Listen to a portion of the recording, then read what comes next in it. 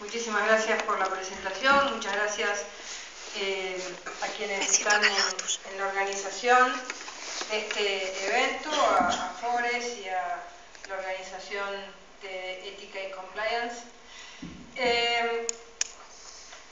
La primera pregunta que se hace es sincerándonos, si es posible hacer política honestamente. Voy a empezar con una anécdota del día que asumí como ministra de Trabajo. El día que asumo como ministra de Trabajo se me presenta el director de legales del ministerio y me dice: ministra, ¿cómo quiere los dictámenes? Entonces yo digo: ¿Cómo quiere los dictámenes?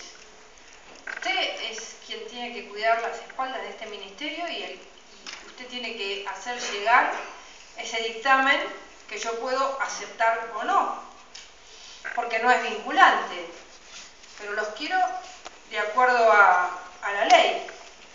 Bueno, me dice, porque en general yo siempre acuerdo con los ministros a ver cómo hago los dictámenes. Así fue la recepción en el Ministerio de Trabajo.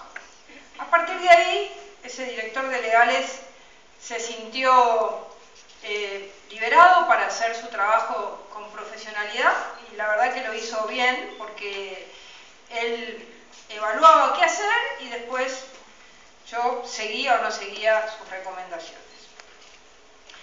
Lo primero que quiero plantear es que la pregunta tiene una respuesta ideal y tiene una respuesta en la realidad del mundo, de la historia de la política, de la historia del poder, y en esa historia, en la historia argentina.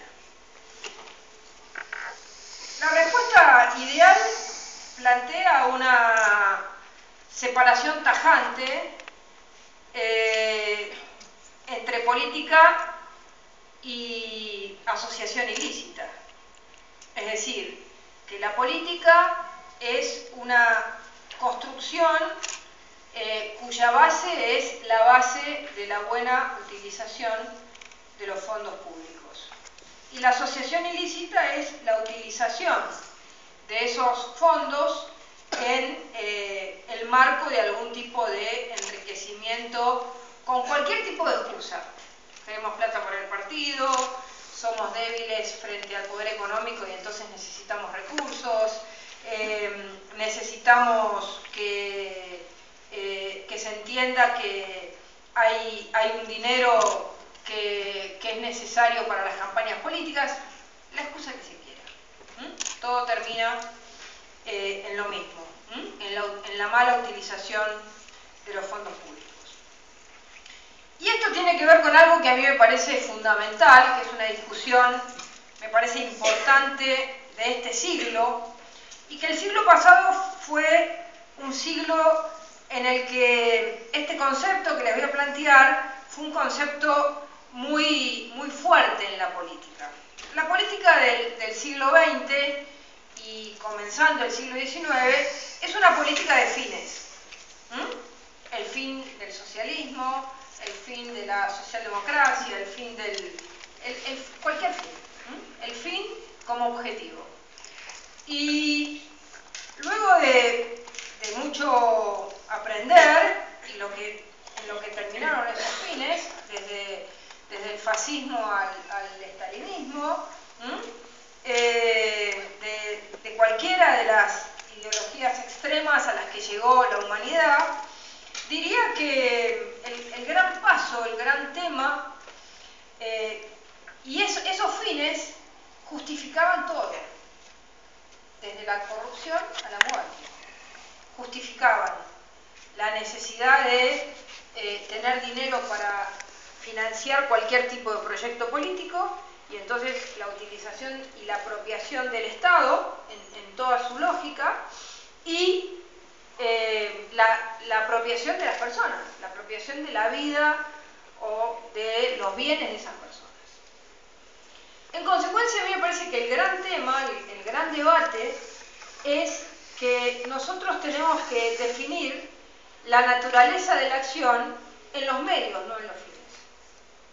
Porque en realidad lo importante es el camino, no de qué manera se llega al final del camino, sino cómo se transita día a día en la construcción de la política o de la gestión en el Estado.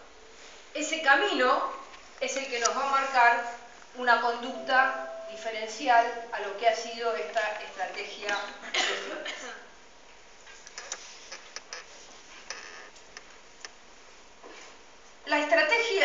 La política está marcada por el poder, y el poder está marcado por su intento permanente de salirse de los cánones legales, de cruzar la frontera de las constituciones, de cruzar la ley, de atravesarla y de convertirse siempre en hegemónica.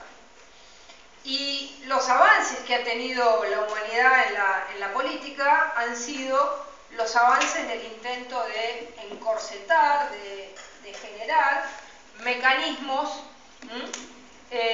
lo más transparentes posibles para que esta lógica no se extienda. Sin duda que en este sentido ha habido diferentes abordajes, desde las democracias republicanas más desarrolladas, que han logrado buenos niveles de control, hasta las democracias con estados muy presentes, que si bien, ¿no es cierto?, hay teorías que plantean que el Estado es uno de los principales problemas en la generación de la corrupción, tenemos ejemplos, como por ejemplo países nórdicos como Finlandia, donde no ha sido tan así, y el Estado ha sido un elemento regulador de las estrategias anticorrupción en el poder. En consecuencia, lo que quiero plantear en este caso es que la forma de tomar este problema depende mucho de los mecanismos de construcción existentes en cada una de las sociedades y en cada uno de los estados. Ahora, la pelea por la política honesta, yo diría que la pelea es por intentar que la política sea lo menos deshonesta posible.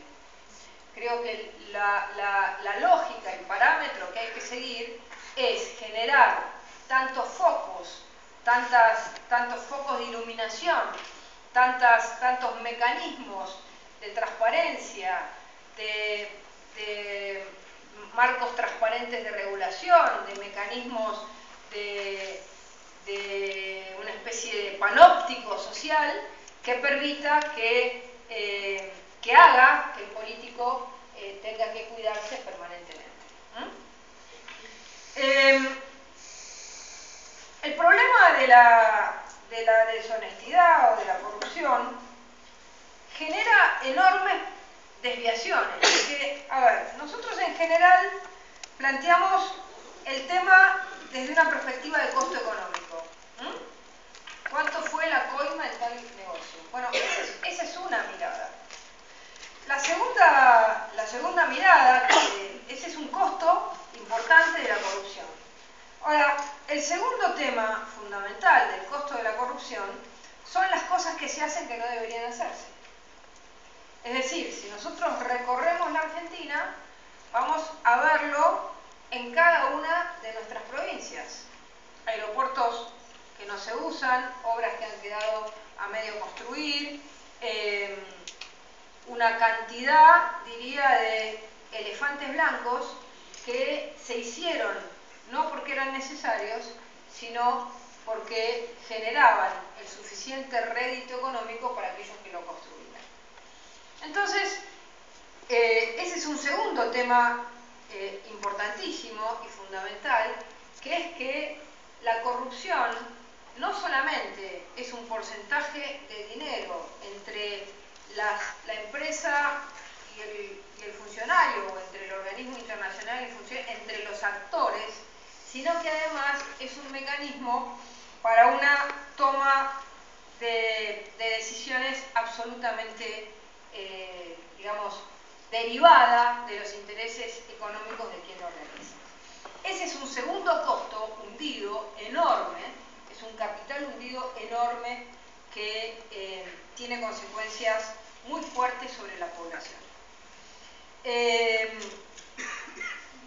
El tercer tema al que me quiero referir es cuando ya la corrupción no es un mecanismo de mediación entre actores, sino que es un mecanismo de apropiación directa, que es lo que considero que ha habido ejemplos que son muy duros, pero que los voy a plantear, como ha sido el caso de Marcos en Filipinas o de Duvalier en Haití, y de los Kirchner en Argentina.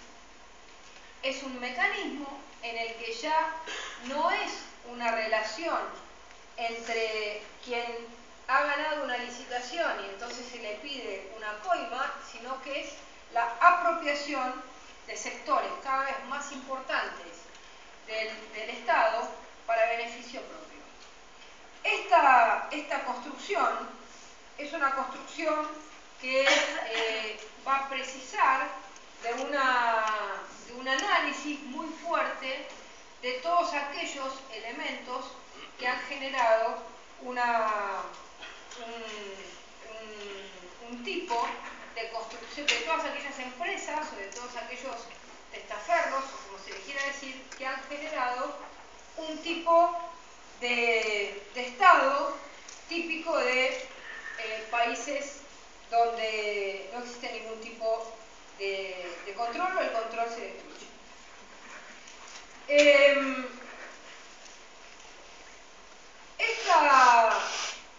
¿Cuáles son las razones de la corrupción?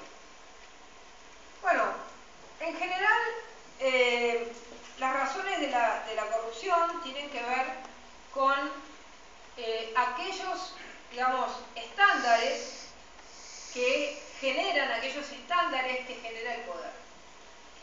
Y este es un tema fundamental porque este es un tema cultural que nosotros necesitamos trabajar. El poder transforma a la persona que tiene poder y transforma a todo el entorno de esa persona y transforma a todos aquellos que de alguna manera tienen capacidad de llegar a esa persona. Con lo cual, la capacidad de transformación que tiene el poder es enormemente fuerte para aquellos que no tienen o las normas que lo impidan o los valores internos que les generen la fortaleza de no caer en la corrupción. ¿Qué quiere decir esto?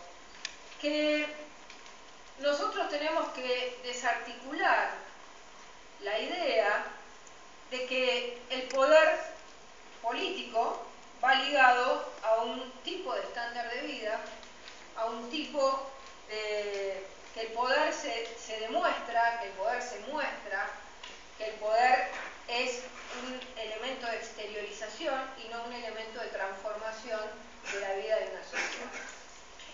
Y para esto hay que estar todos los días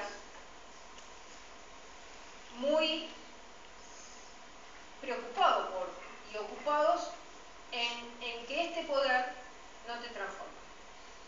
Porque es más fácil ser transformado por el poder que transformar el poder. Es más fácil. En relación a si nosotros creemos que hay que hacer nuevas instituciones, en un minuto lo voy a decir, que acá recién nos pone el cartel. A ver, cada ministerio tiene un síndico.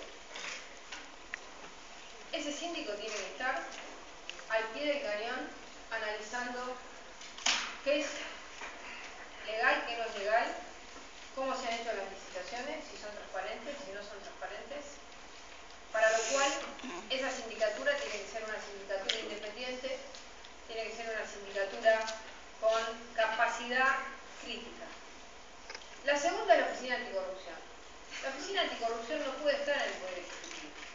La Oficina Anticorrupción tiene que ser una agencia independiente elegida de una manera diferente a como se elige hoy la Oficina Anticorrupción. Tuvimos en algunos momentos buena gente en la Oficina Anticorrupción, pero no depende de la buena gente. Depende de que el tipo de estructura condiciona la capacidad de acción de esos funcionarios. Necesitamos que la Auditoría General de la Nación no pase lo que está pasando ahora, que dice la Constitución que tiene que estar en manos de la oposición. Ahora, a la oposición la dejaron en minoría justamente porque los mecanismos del Parlamento hacen que se vayan cambiando los auditores de tal manera que al final el gobierno siempre tiene la mayoría. Entonces, estos son los temas que nosotros tenemos que corregir. ¿Le faltan leyes a la Argentina? No, le sobran. Y que sobran leyes también es un problema. Porque algunas veces no se sabe cuál usar. ¿Faltan mecanismos de control? No, no sobran. Ahora, si en la empresa de aguas el regulador es el mismo que el que administra la empresa, no hay regulación. Si todos los organismos de control de la Argentina han terminado en manos del mismo que lo administra, no hay regulación. Si todos los entes reguladores son oficinas del Poder Ejecutivo, no hay regulación. Entonces, en la Argentina lo que hay que hacer de una vez por todas es decidir que el poder tiene que ser controlado de manera independiente, con gente capaz y profesional. Tan simple y tan claro como eso. Muchas gracias.